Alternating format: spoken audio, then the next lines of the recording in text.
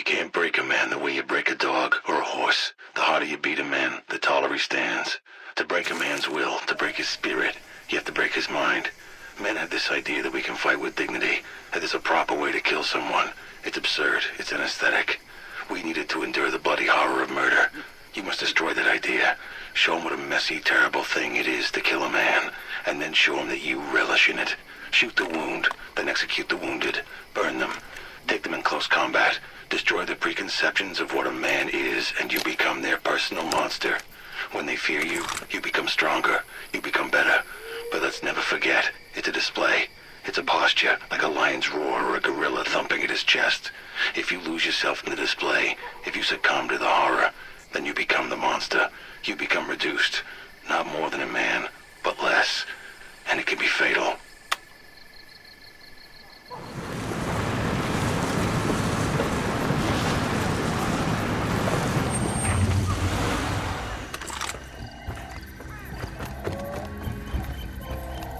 We got a live one!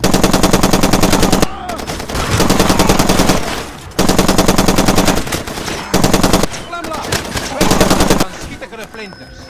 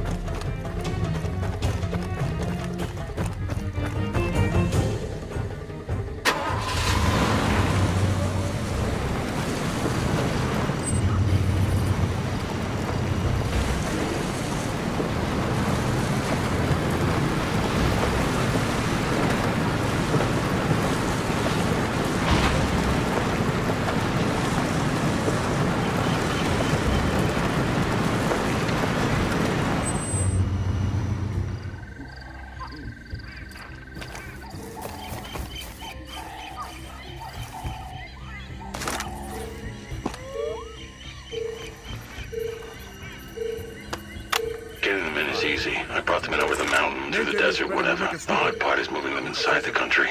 Whenever you get stopped, you gotta bribe someone to shoot someone. Not good for business. No, once you're inside, you want to hand off as fast as possible. Let the customer deal with it. How do they move a shipment? I delivered 300 kilos of C4 to Ben Two-Way about 6 months ago. He showed up with a dozen of his men, dead men. He packed C4 into the corpses, figured no one would search them. Smart guy.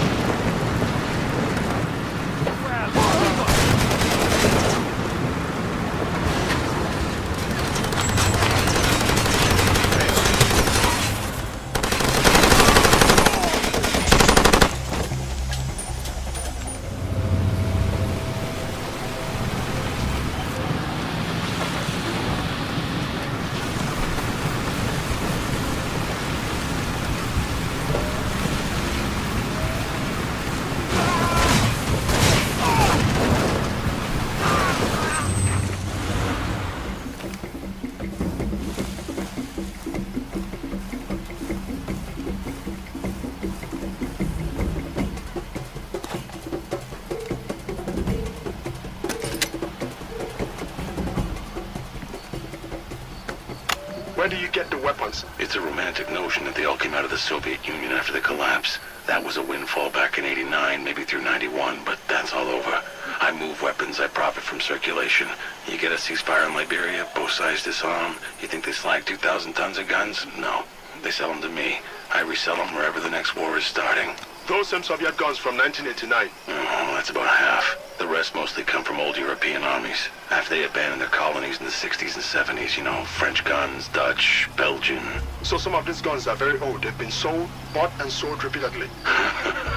They're not biodegradable. Only the dead are biodegradable.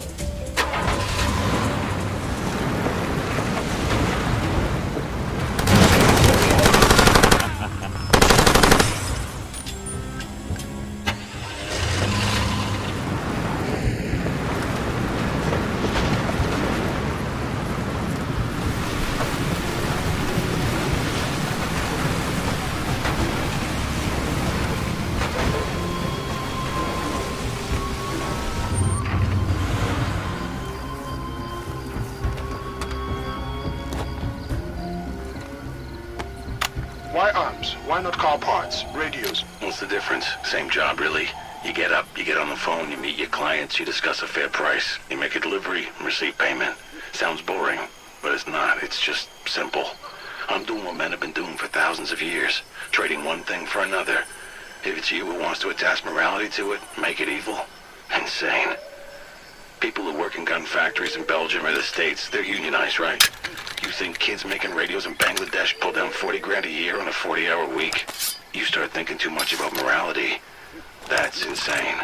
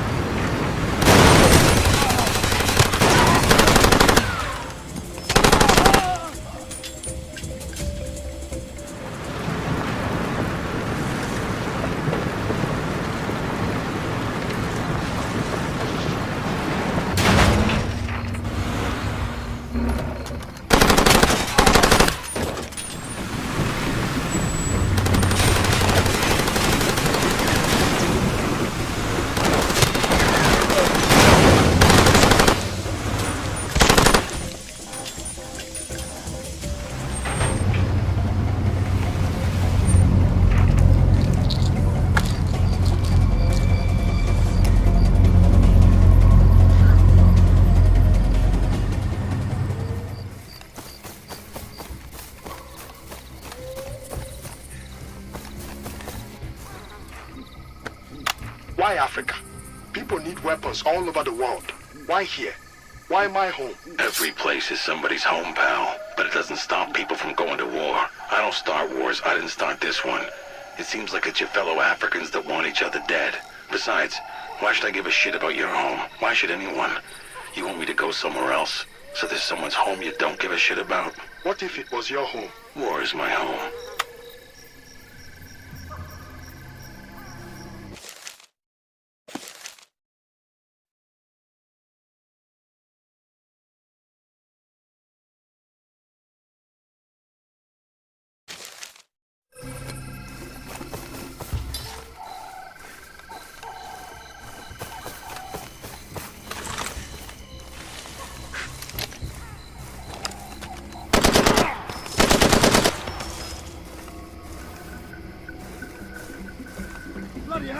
Someone's attacking!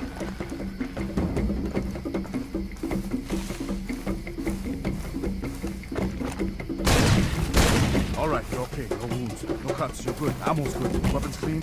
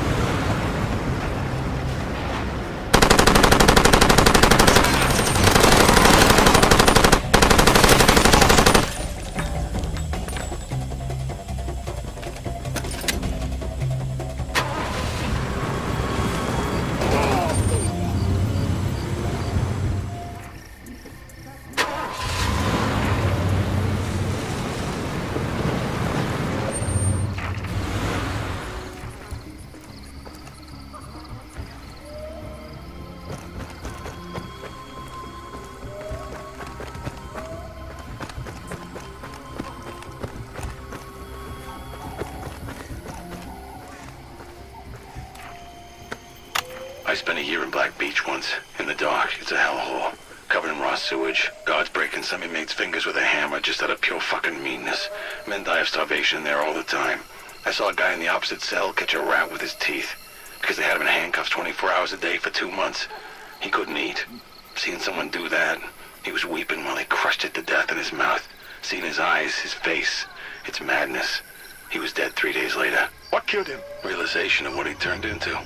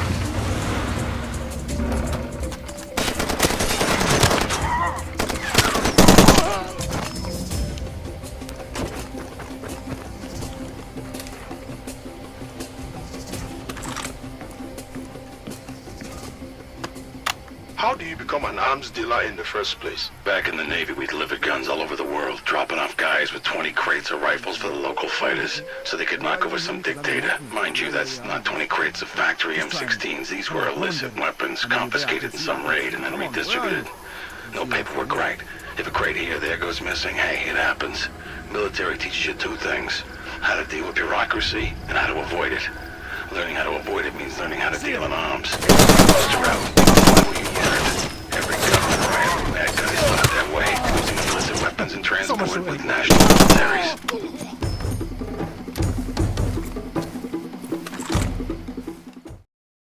In arms. You muster out, you apply what you learned. Every gun runner I ever met got his thought that way, losing illicit weapons and transport with national militaries.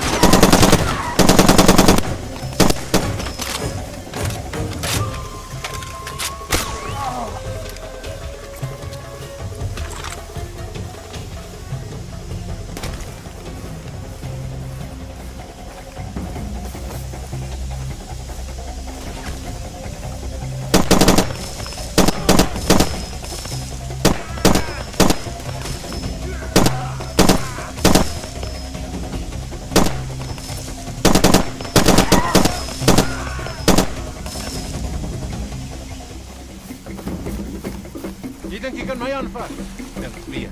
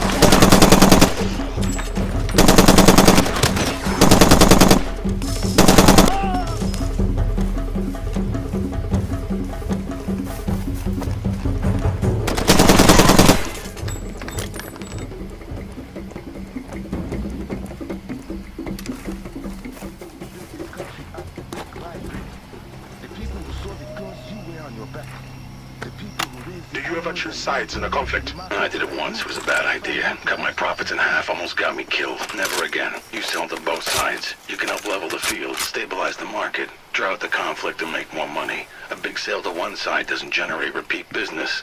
Both the APR and the UFLL are using my weapons. Now they're in detente. Both sides are stockpiling. Less violence, more spending. It's perfect. But it's anarchy. Thousands are dead. Hundreds of thousands are displaced. If I pick sides, few will be displaced, but more would be dead. And I would probably be one of them.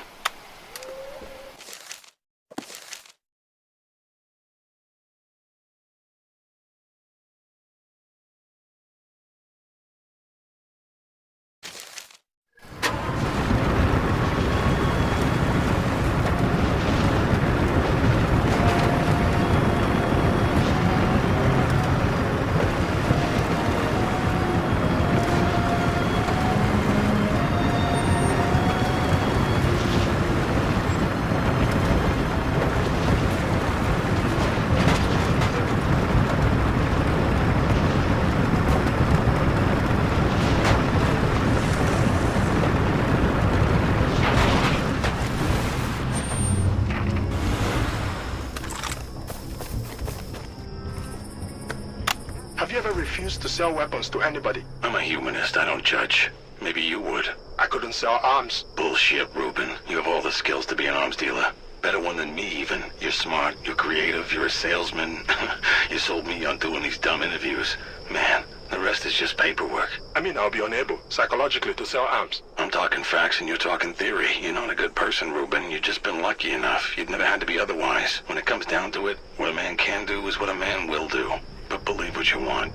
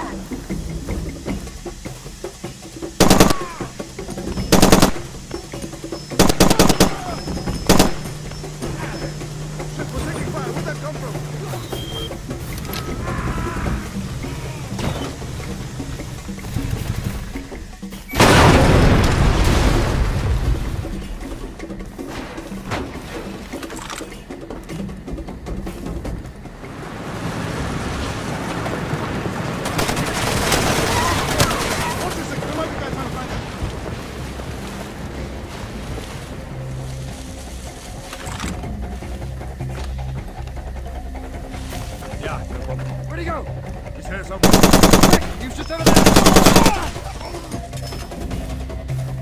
Someone's attacked! It's on!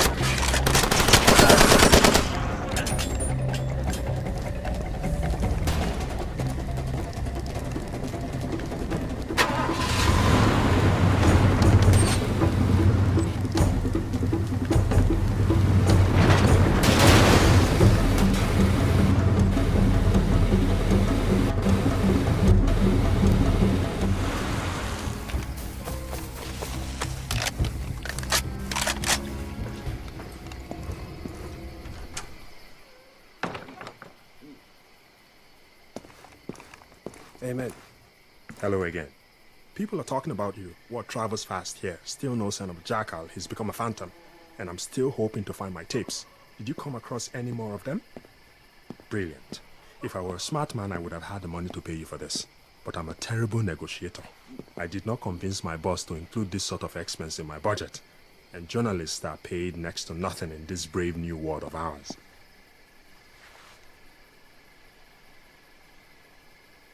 Thank you for the tapes.